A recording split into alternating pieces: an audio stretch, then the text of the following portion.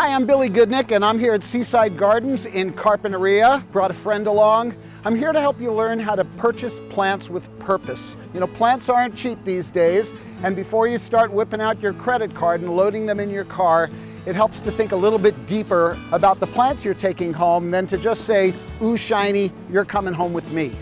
So come along with me. We're going out into the garden, and I hope you get some good takeaways from this.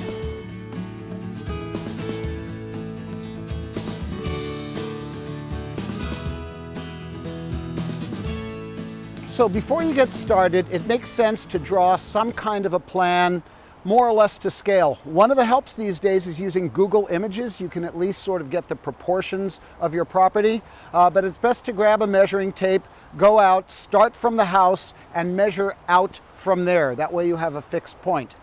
The reason we want to create something like an accurate drawing is because it helps us understand how much space we have, so we don't put in plants that are too big for the space.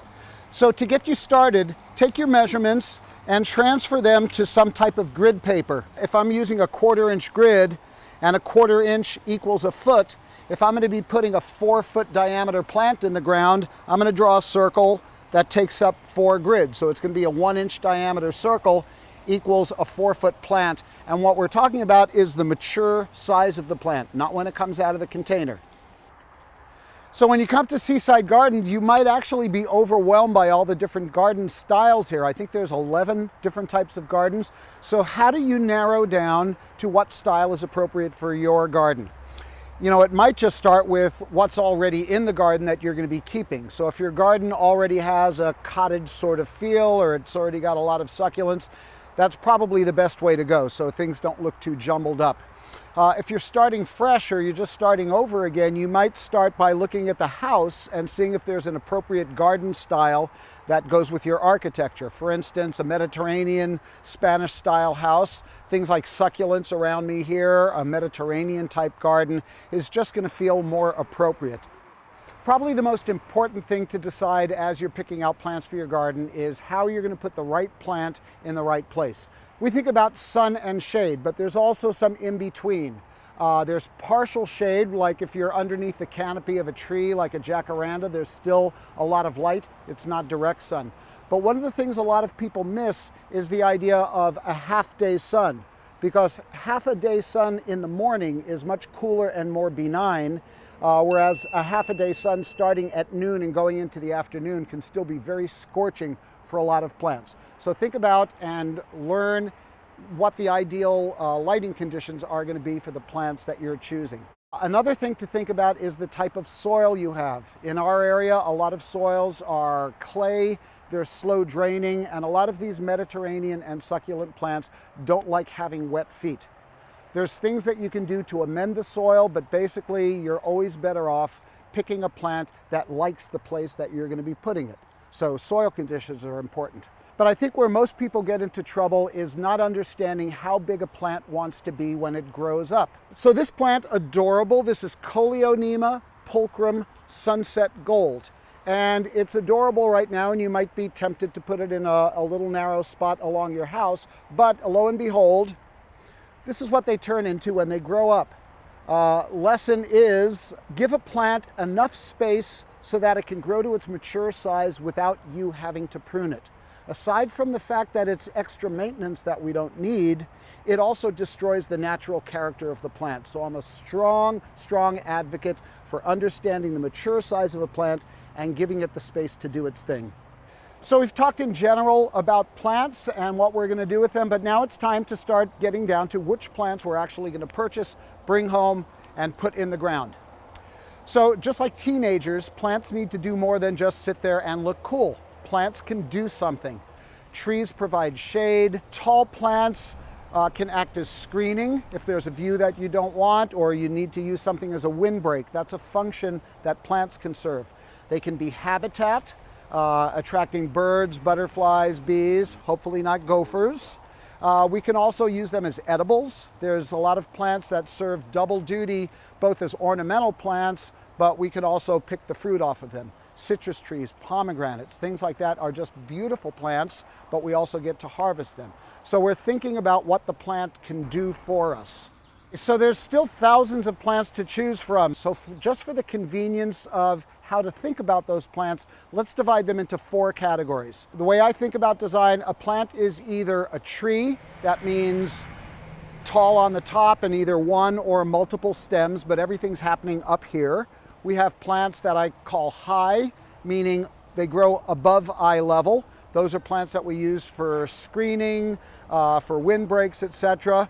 The next category of plants I just called medium. This is really simple. Medium plants I classify as anything that'll grow from about eye level down to about knee high. And then there's the low stuff, knee high down to the ground. If all of these plants were like little ping pong balls, you would have 4 different bins and you'd put all your trees in one, all your tall plants in another, your mediums in another, and your low plants. That way, when we get back to function and we're thinking about, oh, I need a windbreak, you're just going to be looking at the tall shrubs or maybe the trees. So we think about what the plants can do for us. That's the plant function. We figure out what size plant we need to do that job. And we've done some of our research and figured out if those plants are going to be happy in our garden. Whatever's left from that plant list, now you get to have some fun. Let's go over to the nursery and look at some plant combinations and see how we can create something that's really beautiful for your garden.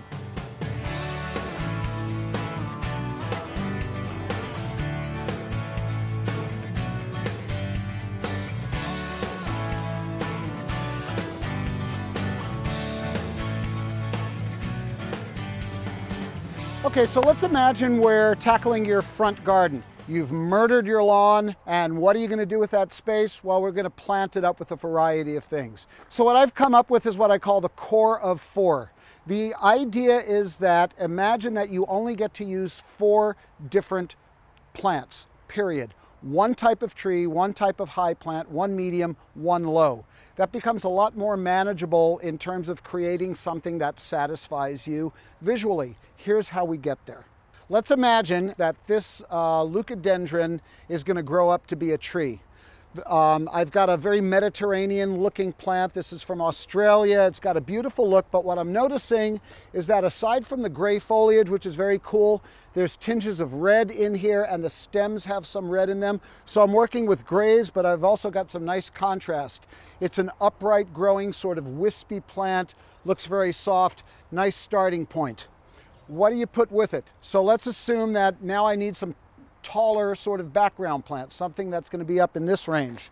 Although this Leucospermum veldfire actually doesn't get much taller than this, for the point of this demonstration, here's what I'm doing. Notice how the gray and the softness of this, there's a fuzziness to the leaf, picks up the same gray that's in here. There's even little tinges of red around the top. That's a nice association with the red that's in here. That's harmonious. Those two things talk to each other. But what I'm also looking for is some contrast. So I've got these bigger, broader leaves, a very different character to this plant. This grows sort of like a big pincushion. So I've got gray with gray, but I've also got textural differences between these two. Now I get down to the medium-sized plants. I'm looking for something maybe a little bit wispy, but also bringing in even more contrast. Voila, one of my all-time go-to plants. This is Lomandra Breeze, another Australian plant. So now I've shaken everything up. This has really no relation to the previous 2 plants that I picked. I'm just looking for contrast. So the foliage being upright, the yellow-green color, the wispiness of it gives me a nice amount of contrast. Now I'm looking for something that grows low to the ground. Core of 4. This is Erica, a type of heather, and it's also another Australian. And the reason I'm picking this, there's a little bit of red in here, but mainly it's that yellow-green that picks up the yellows in the Lomandra, and it's also got a very fine, delicate texture. So I'm working on all levels here between harmony and contrast, and that's really the key to visual design. How much contrast, how much harmony. So this is my core of 4. If these were all the plants that I got to use in the garden, I think it still makes a very interesting combination. The next thing you do is you just pick one more plant. Imagine none of these plants are in the palette anymore. I'm just looking for a second tree. So here is column 1. This is my tree. What would go with this Leucospermum? My hypothesis with core of 4 is that If plant B goes with plant A, then B should still go with these other guys. So all I've had to do is choose one more plant as a companion to the first plant in my row of trees. So I just went from a 4-plant selection to an 8-plant palette. If you need to go beyond that, that's fine. But this tells you what you like, and it makes it a lot easier to decide what those other plants are going to be, because they either go with or they don't go with what you've already chosen. So using the recipe analogy, I've picked out all my ingredients, and there may be portions of the garden where I need 6 or 8 of a certain type of plant, or 1 or 2 of something. How do you figure out which plant to actually buy, bring home, and put in your garden? There's a lot to choose from. I'll give you a couple of pointers. Okay, so let's say I need a few of these leucospermum for my garden. How do you pick which ones you take home? Here's my first choice. I like this guy. It's symmetrical on all sides, nice, robust growing, but also I'm looking toward the future. It's got a nice little side branch here going out, and it's got a few radial branches near the base. That means the plant is going to start spreading out symmetrically in the garden. Whereas I might hold off on this one. It's got fewer side branches. Other than that, it's growing really well. Another important thing is, although this plant has gorgeous flowers, they're like golden spiders turned upside down, sort of like a pincushion. I generally don't buy plants that are in full flower. I know this sounds like heresy, but plants put out a lot of energy in order to produce flowers. When we first put the plants in the ground, we want all their work to go into growing a new root system. So don't distract them by having to put out fruit or flower. I know it's tempting. We want a beautiful display right away. This is not what we're after. Another very important thing, though, is what's going on underground. I can tell just looking at this that this plant is very comfortable in its container. It hasn't overgrown it, and it's probably well rooted. Get permission from the nursery first, or ask them to do it if you're a little bit timid. But what I like to do is tap the plant out, and this is exactly what I'm looking for. The plant has filled up the soil area, but it's not overgrown. If a plant has been in the container too long, real good chance that the roots have wrapped around the root ball. That's going to make it hard to free them up and grow. Sometimes it can actually strangle a plant. So look for a well-balanced root system, enough roots to get started. The last thing is, as you're putting the plant in the ground, I'll use my pruners and I'll just sort of scratch the outside. That frees up the roots that are in this pretty much artificial soil and allow them to start growing out into the new soil that they'll be growing in. So I hope this has been informative for you, helps you get some idea on how to shop for plants for your own garden so you're putting the right plant in the right place. 3 big pointers. One is, do your homework. There's good information on the plant label, but I suggest that you go online. There's fabulous resources at waterwisesb.org. Thousands of plants, beautiful pictures of gardens, things that you can steal from or plagiarize. It's fabulous. The other thing is, have a plan before you start shopping. I think all the considerations we went through here will serve you well. And the last thing is, consider plants that have a function, plants that will do something for you as well as look beautiful. So, time to take the plants home and get a little bit dirty in the garden.